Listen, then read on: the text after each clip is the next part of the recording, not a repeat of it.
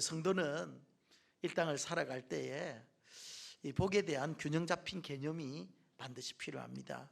어떤 사람은 물질적인 것만, 현상적인 것만을 또 복으로 생각하는 사람이 있는가 하면, 어떤 사람은 또 영적인 것만 추구하는 경향도 있습니다. 그러나 여러분, 복은 신령한 복과 땅의 기름짐이 함께 있습니다. 아멘? 그래서 복에 대한 우리 성도들의 바른 가치와 생각은요, 하나님께서 우리에게 허락하신 모든 것들은 선하고 좋은 것이라는 것을 믿으시기를 바랍니다. 그것이 물질적인 것이든 또 영적인 것이든 하나님께서 우리에게 허락하신 것은 다 좋은 겁니다. 그러면은 권사님, 하나님께서 고난을 허락해 주시면 그거 좋은 거야, 안 좋은 거? 고난도 하나님께서 허락해 주신 고난은 유익이에요. 그게 복이라니까요. 그래서 여러분, 하나님께서 우리에게 주시는 것들은 아픔이든 또 고난이든 또 좋은 것들이 하여튼 다 선한 거예요. 구약에서는 이 복의 개념이 주로 물질적인 개념으로 많이 사용되었습니다. 그 집안에 소가 몇 마리 있고 그 집안에 양이 몇 마리 있고 뭐 이런 것들. 그런데 이 신약에 와서는 영적인 것들로 많이 이렇게 또 변화돼요. 내면적인 것들로.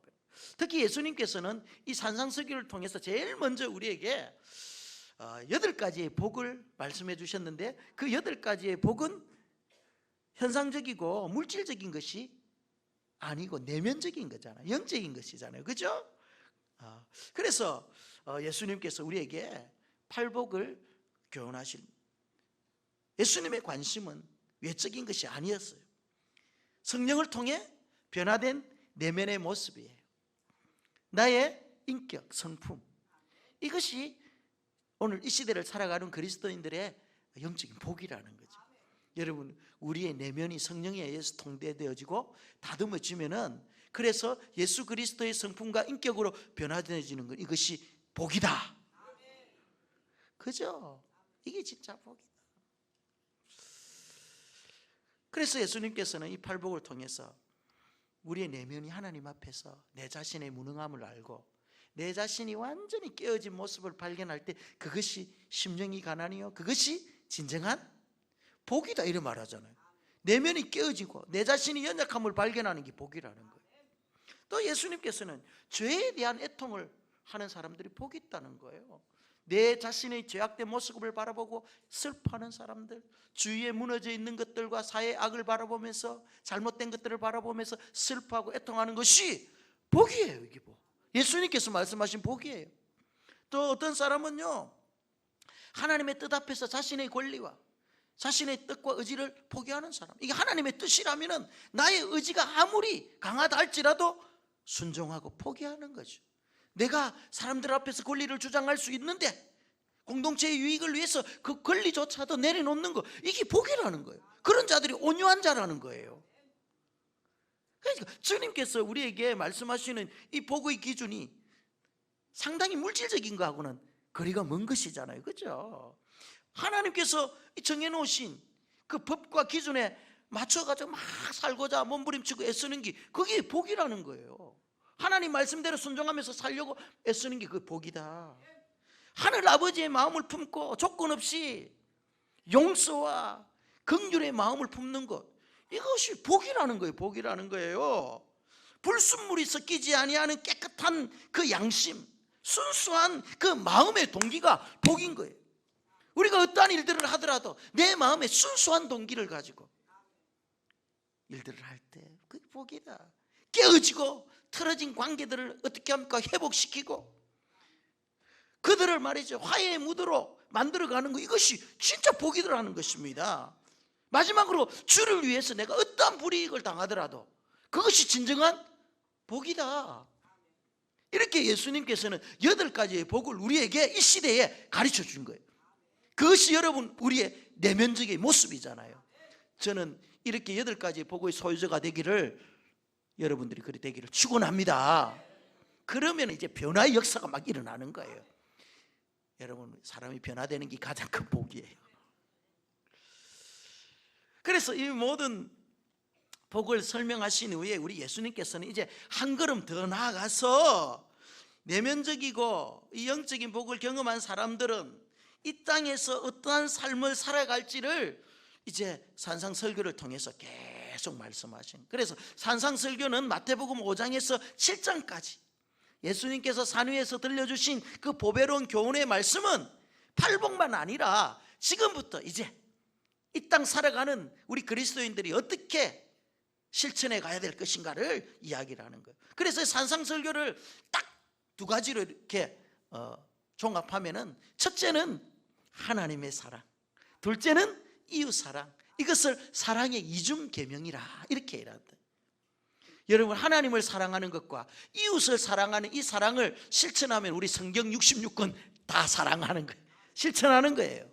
예? 그래서 우리가 예수님께서 말씀하신 이 8가지의 팔복의 소유자가 된다면 이 복을 우리는요 다 흘러보낼 수밖에 없는 거예요. 흘러보내고.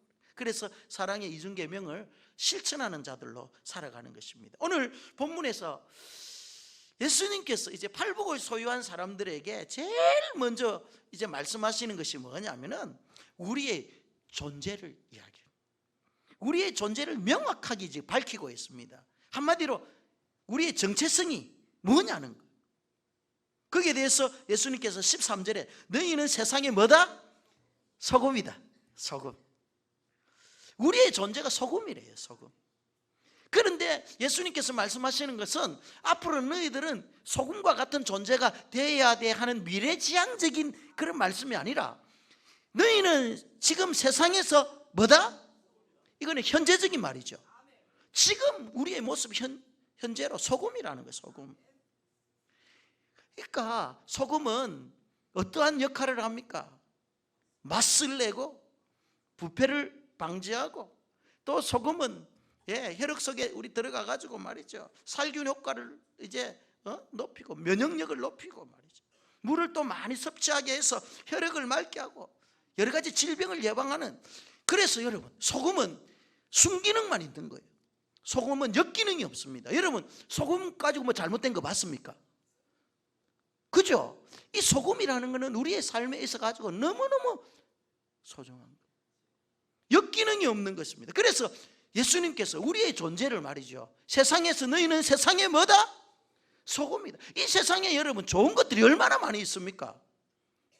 귀한 것들이 얼마나 많이 있습니까? 그렇다면 요즘 얼마나 금이 귀해요. 너희는 세상의 황금이다 이렇게 말하지 않은 거예요. 너희는 세상의 다이아몬드다 이렇게 이야기 안 한다. 오늘날 로또에 우리 미치잖아요. 너희는 세상의 로또다 이런 말씀도 안 하셨어요. 흔하고 흔한 소금을 이야기하는, 소금을. 이것은 여러분 무엇을 말합니까? 왜 이 땅에 많고 많은 것 가운데 우리를 소금에 비유했습니까? 그리고 너희의 정체성은 소금이다 이렇게 말씀하셨겠습니까? 이것은 필요성 때문에 그래요. 없어서는 안 해야 될 가장 소중한 것이기 때문이야.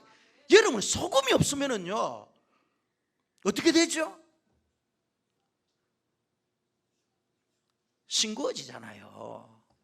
소금 없으면 싱거운 세상 산다니까요. 옛날 어떤 임금님이 세 딸에게 너희들은 나를 사랑하느냐 물어봤습니다. 그러니까 첫째 딸이 아바마마, 나는 이 땅에 있는 그 어떤 금은 보화보다도 아버지를 사랑합니다. 아버지가 그래? 너가 나를 보배보다 더 소중하게 여기구나. 그리고 둘째 딸은요, 아바마마, 저는 이 세상의 어떠한 최고의 예술품보다 아바마마를 사랑합니다. 그래, 너가 최고의 예술작품보다 나를 더 사랑하는구나.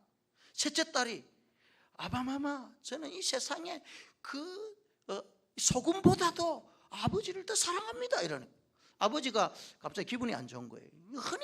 흔하고 흔한 가치 없는 소금에 비유하니까, 소금만큼 사랑한다니까 아버지가 기분 나쁜 거예요. 이 사실을 안 궁중 요리사가 그날부터 임금님의 수라상에 무엇을 뺐을까? 소금을 뺀 거예요. 그래서 음식을 먹는데 맛이 있을까 없어요? 국에도 소금도 없고 아무것도 맛 싱거워서 못 먹는 거예요. 하루 이틀 사흘 나흘 임금님이 노발대발하는 거죠. 그때 궁중요리사가 임금님, 소금이 이렇게 소중한 것입니다. 임금에게는 황금보다, 임금에게는 그 어떤 예술적인 그 작품보다도 당장 소금이 더 귀한 거예요. 여러분, 이처럼 소금은 우리에게 있어서 참으로 소중한 것입니다. 많이 있다고 해가지고 그것이 말이죠, 가격이 싸다고 해서, 흔히 구할 수 있다고 해서 그 필요성을 여러분 우리가 관가하면 안 돼요. 우리가 당장 숨을 쉬고 호흡하는데도 이 공기가 없다면 어떻게 되겠어요? 가는 거잖아요. 여러분 코를 한번 잡아보세요. 꼭 한번 5분만 눌려보세요. 하늘이 뱅뱅뱅뱅 돌고 가는 거예요. 호흡 못하면 가는. 그래서 하나님께서 너무너무 소중하고 귀한 것들은 그냥 우리에게 거저 주시는 거예요. 그만큼 이 소금이라는 것은 소중하다. 여러분, 사람의 진정한 가치는 어떨 때 발휘되냐면은 그가 속해 있는 공동체 안에서 그가 얼마나 필요한 존재인가를 보면 아는 거예요. 그 사람의 가치. 세상에 만약에 소금이 없다면은요, 정말 싱거워서 못 살 것이고, 세상에 소금이 없다면은 정말 어떻게 하겠습니까? 다 썩어 없어질 것들. 소금이 있기 때문에. 그래서 내 존재가 얼마만큼 이 공동체 안에서 필요한가, 내가 어떤 존재인가를 알아야 됩니다. 소금은 자신의 존재를 눈에 띄지 않게, 이제 드러내지 않게 서서히 자신의 존재를 증명해 보이죠. 사람들과의 관계를 이 소금처럼 조율하는, 모든 일을 지혜롭게 처리하며 남모르게 말해 자신을 녹이고 희생하는 이런 사람들이 공동체 안에서 정말 자신의 존재를, 소금의 존재를 이렇게 발휘하는 거죠. 싱거운 세상에 말이죠, 살맛 나게 이렇게 만들고, 부패하고 어두워진 이 땅에 말이죠, 부패를 방지하는 그런 역할을 감당하는 거예요. 그래서 여러분, 내가 속해 있는 공동체 가정에서, 내가 속해 있는 직장에서, 내가 속해 있는 이 교회 공동체 안에서 내가 정말 필요로 하는 존재인가를 한번 생각해 보십시오. 정말 나의 존재가 우리 공동체 안에서 꼭 필요로 합니까? 그러면 여러분들은 소금인 것입니다. 아멘? 그런데 오늘 예수님께서 이런 말씀하세요.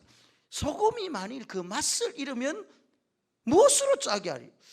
맛을 잃었을 경우를 생각해라는 거예요.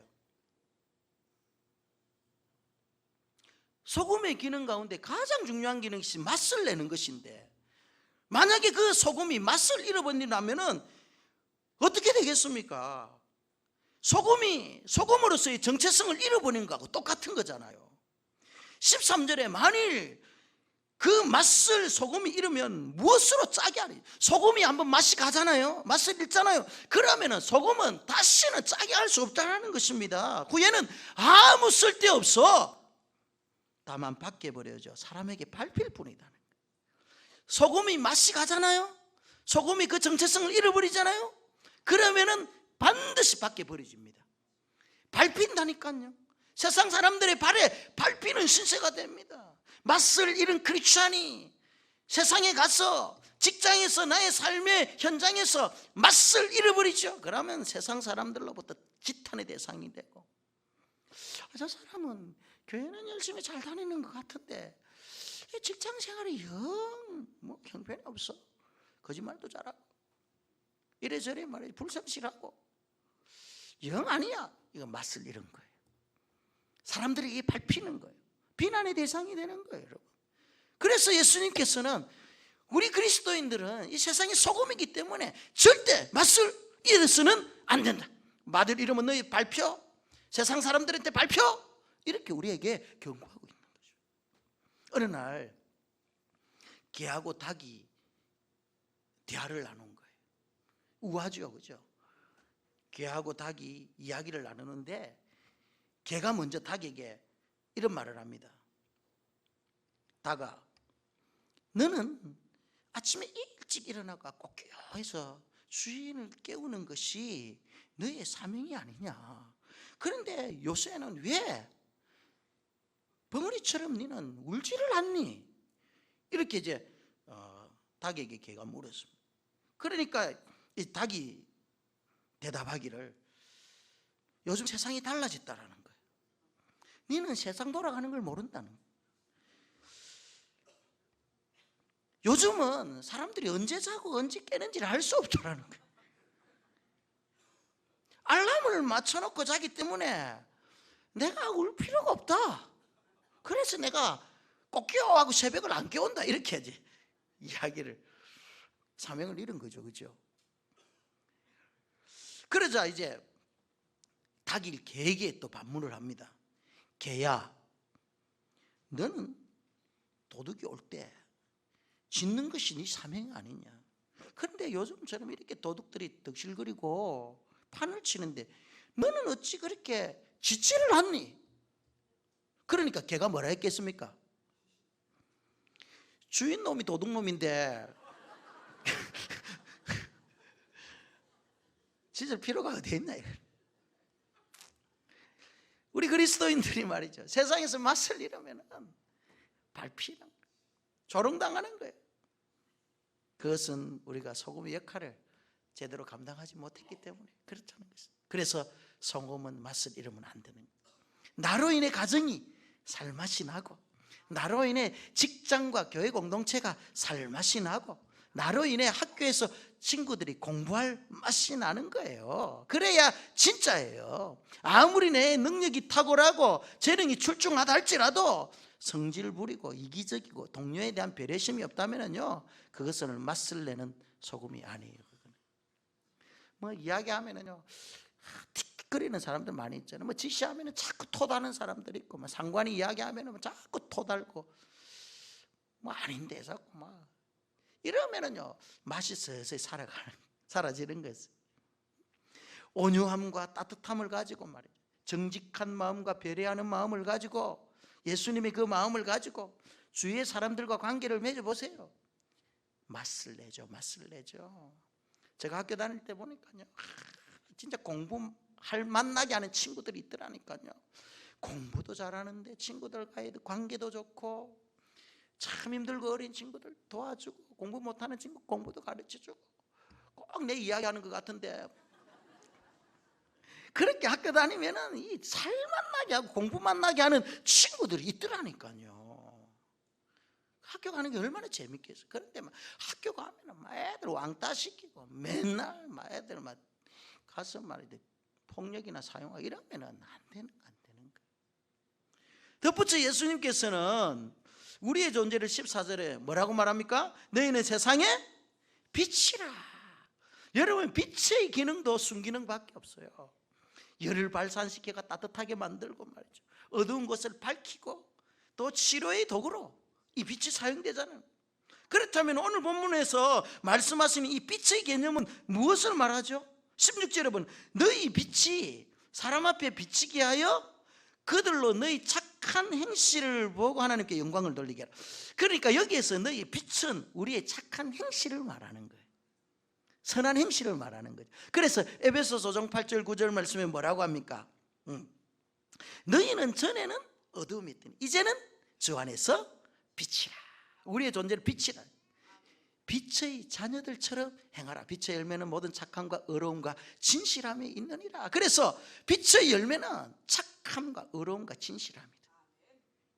그래서 우리 그리스도인들은 빛을 발해야 되는데, 우리가 속해 있는 공동체 안에서 우리의 선한 행위, 착한 행실을 통해서 말이죠, 세상을 밝히라는 것입니다. 나의 기득권을 때로는 좀 내려놓고, 남을 좀 배려하는 자상한 마음도 있고, 나의 유익보다는 먼저 상대방의 유익을 먼저 한번 생각해주고, 자기중심적인 삶의 모습에서 벗어나서 주의를 먼저 이렇게 한번 생각해보자라는 거예요.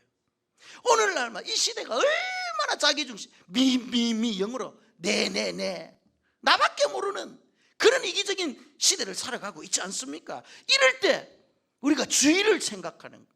상대방에 대한 배려가 있는 거예요. 그럴 때 맛이 나는 거예요. 맛이 나고, 그때 정말 빛이 나는 거죠. 우리의 존재 가치가 드러나는 거죠. 아멘. 그래서 예수님께서 우리 크리스찬들이 어디에서 영향력을 끼쳐야 될지를 말하고 있잖아요. 너희는 세상의 소금이요 세상의 빛이라는 거예요. 여러분, 교회 안에서만 착한 행실, 선한 일 하는 게 아니에요. 정말 우리의 섬김은 이 예배당 문을 나가는 순간부터 시작되어지는 거예요. 세상에서 빛을 발하시기를 바랍니다. 여러분의 가정에서 진짜 빛을 한번 바라보세요. 장소는 이 세상이에요. 세상. 맛을 내야 될 곳, 등불을 밝혀야 될 곳은 교회 안이 아니라 세상 밖이라. 세상 밖. 그래서 성도는 교회의 울타리를 넘어 세상 속으로 들어가야 되는 거예요. 크리스찬은 구별된 삶의 모습을 통해서 세상을 변혁시키는 변혁의 주체가 되어야 돼요. 교회라는 용어가요, 성경에 에클레시아라고 이렇게 표현되어 있습니다. 이 에클레시아라는 말은 부름받은 자들이라는 거예요. 세상으로부터 부름받은 자들이 교회예요. 여러분은 부름받은 자들이에요. 세상으로부터. 믿습니까? 그래서 교회 공동체를 이루었잖아요. 그런데 이 에클레시아라는 말은 그리스어로 민회, 알죠? 민회. 이 민회라는 것은 각 마을의 대표 의원들이 모여서 공동의 문제를 의논하고 결정하는 기관을 결정하는 기능을 담당하는 곳이었어요. 그래서 이들이 모여서 여러 가지 문제가 있다면은 제일 좋은 합일점을 찾아내고 또 여러 가지 문제들을 풀어나가는, 그래서 그것으로 끝나는 것이 아니라 반드시 흩어지는 거예요. 흩어져서 자신의 마을로 돌아가서 그 결정된 사항들을 알리고 그 결정된 사항을 통해서 자기 마을을 풍요롭게 하고 복되게 하는 거예요. 왜 성령께서 교회라는 용어를 사용할 때 에클레시아라고 했을까? 그것은 교회가 세상으로부터 부름을 받은 자들이 구원의 은혜를 누리고 변화된 인격과 성령의 능력을 소유해가지고 교회 안에 머무르면 안 된다는 것입니다. 민회처럼, 민회의 의원들처럼 삶의 현장으로 가서 세상을 살맛나는 것으로 변화시키라는 그런 의도가 있어가지고 에클레시아라고 이렇게 표현한 거예요. 여러분, 교회 공동체 안에서도 우리가 선한 영향력을 나타내야 되지만 더 중요한 것은 어디로 가야 된다? 세상 속으로 들어가야 됩니다. 아멘? 그래야 진짜 소금의 역할을 하는 거예요. 그래서 여러분, 우리가 세상에서 어떻게 영향력을 행사할 수 있습니까? 먼저 나 자신이 소금이라는 정체성을 가져. 나는 빛이다. 나는 세상에 살맛나게 하는 존재다. 우리 가정에 내가 살맛나게 하는 존재다. 분위기 메이커다. 우리 가수원 교회에서도 내가 있으면 우리 주위 공동체가 살아난다. 이런 나의 정체성을 가져야 되는 거죠. 직장에서도 마찬가지예요. 직장에서도 마찬가지예요. 선한 영향력을 끼쳐야 되죠. 그러면서도 우리가 이 땅을 살아가면서 세상의 소금의 귀한 역할을 감당해야 되지만 이것으로 끝나면 안 됩니다. 마태복음 5장 3절에서 12절은 팔복의 내용을 소개합니다. 이것은 우리 그리스도인의 인격과 가치관을 가지고 어떻게 돼? 세상에 나가서 소금으로서 빛으로서 역할을 하면서 19절 이후부터는 천국에 관한 말씀을 한단 말이에요. 그러니까 우리가 이 땅에서 자신의 정체성을 확립하고 빛과 소금으로서 역할을 감당할 때 그냥 이 땅에만 머무는 자들이 아니라 우리는 어디를 바라보면서 천국을 소망하면서 이 일들을 해라는 것입니다. 여러분, 우리에게 궁극적인 하늘 소망이 있을 줄 믿습니다. 그러니까 우리 천국 시민이라면은 이 땅에서 말이죠, 팔복의 그 인격적 소유자가 돼가지고 정말 세상을 변화시키면서 우리의 시각은 땅에 고정되는 것이 아니고 위에 고정되면서 살아라는 거예요. 천국 소망이라. 지금 우리 대한민국이 얼마나 살기 좋은 나라가 되었습니까?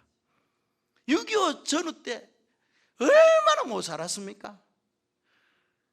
우리 뭐 선배님들, 인생의 선배님들 아시잖아요.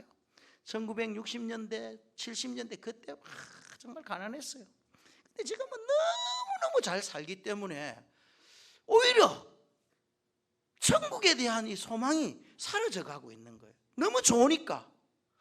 이전에는 우리의 신앙의 선배들은 주 예수여 어서 오십시오. 그런데 요즘에는 주 예수여 조금만 늦게 오시옵소서.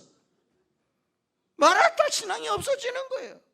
일제강점기나 초기 기독교인들 말이죠. 항상 그들의 소망은 주님 언제 오십니까? 항상 주님 고대가 부르고 말이죠. 그들이 오늘날 태어나가지고 다시 살아난다면 그들이 부르는 제일 좋은 찬송 뭐겠습니까? 재림을 소망하는 찬송. 마라나타 마라나타 아멘 주 예수여 오시옵소서.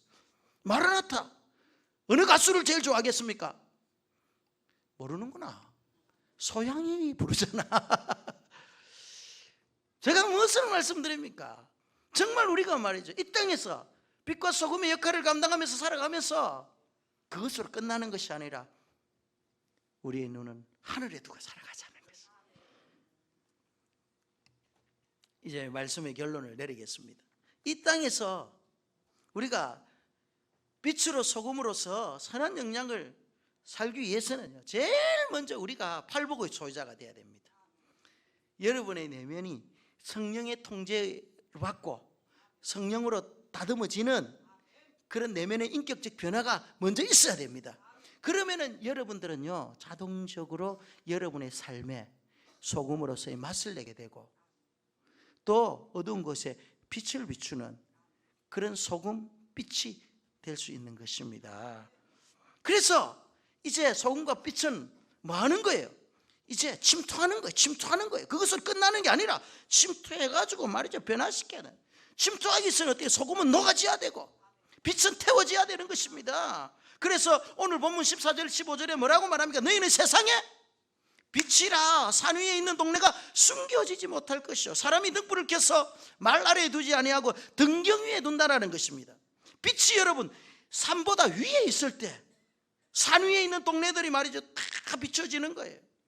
등불이 램프 스탠드 위에 있을 때 그 방안을 환하게 비추지, 등불이 램프 스탠드 아래에 있으면은, 등경 아래에 있으면은 빛을 어떻게 비추겠어요? 무엇을 말합니까? 우리 그리스도인들은 침투해야 되는 거예요. 세상 속으로 들어가서 빛을 비춰야 되는, 높은 곳에서 비춰야 되는 것입니다. 그리스도인들은요, 가장 높은 곳에 서 있을 때 그 영향력이 최고가 된다라는 겁니다. 여러분, 우리가 최선을 다하는 것도 중요합니다. 그러나 최선을 다할 때 또 우리 그리스도인들은 최고가 돼야 돼요. 베스트가 될 때 여러분들의 영향력을 극대화할 수 있는 것입니다. 그래서 우리 그리스도인들 가운데, 우리의 자녀들 가운데 최고가 나와야 되는 거예요.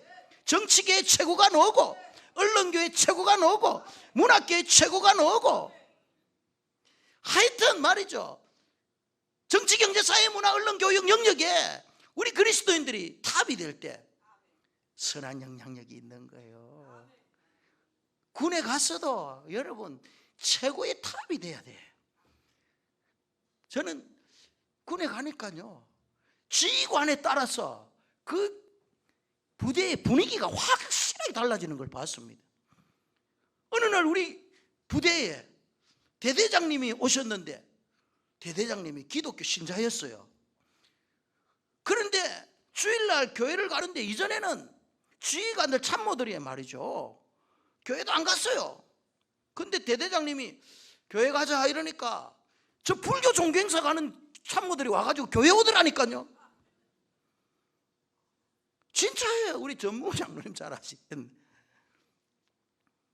지휘관에 따라서, 그러니까 누가 탑이 되느냐에 따라서 완전히 분위기가 달라져 버리는 거예요. 그래서 최고가 돼야 된다. 여러분, 우리 가수원교회가 왜 부흥하고 성장해야 됩니까? 왜 교회 중에, 많은 교회 중에 여러분 정말 두각을 드러내는 교회가 돼야 됩니까? 물론 다른 교회들도 다 잘 돼야 되겠죠. 우리가 정말 건강한 교회, 부흥하는 교회가 왜 되려고 합니까? 부흥해가지고 뭐 빚 갚고 뭐 땅 사고 뭐 좋은 시설 마련하고 화려한 건물 짓고 말이죠. 많은 성도 수 자랑하려고 그래요. 그 속에서 내가 한 자리 차지한다고 자랑하려고 그래요. 그렇게 우리가 생각하면은요, 벌써 출발이 잘못된 거예요. 우리 교회가 성장하고 부흥해야 될 진짜 이유는, 정말 교회 중에서 좋은 교회가 되려고 하는 그 이유는, 성도들을 말이죠, 잘 그리스도의 장성한 분량이까지 온전케 하고, 그 온전케 된 우리 성도들이 주님의 몸된 교회를 세워나가고, 거기서 사명을 받아서 땅끝까지 복음을 증거하는 이 복음 사역, 주님의 최후의 명령이고 마지막 관심사인 이 복음을 증거하고 선교하는 일에 우리가 말이죠, 헌신하게 하는 거예요. 이 지역 사회에 선한 영향력을 끼치는 거예요. 사랑으로 섬기는 것입니다. 그래서 이 땅에 정말 좋은 교회, 부흥하고 성장하는 교회의 모델을 보이고 말이죠, 우리 자녀 후손들에게 좋은 교회에서 신앙생활하고 건강한 교회에서 신앙생활해서 은혜 받고 그들이 잘 믿음 안에서 바른 가치관을 가지고 성장해서 다음 세대에 또 그 교회를 물려주고, 그래서 정말 교회 공동체가 이 땅에 선한 영향력을 끼치고 잃어버려가고 있는 그 맛을 내는 그런 교회가 되기 위해서 우리 교회가 여러분 부흥하고 성장해야 되는 것입니다. 그러기 위해서는 우리가 벽돌 하나하나씩 쌓아 올라가야죠. 힘들고 어렵더라도 내 자신을 태우고 희생하고, 그럴 때 여러분 교회 공동체가 온전히 세워질 줄 믿습니다. 오늘 말씀의 결론은, 여러분 나는 세상의 소금이요, 나는 세상의 빛이다. 그래서 세상을 변화시키고 내가 속해 있는 공동체를 변화시키는 변혁의 주체가 되자. 살맛나게 하자. 빛을 비추자. 이 시간 우리 기도 한번 합시다.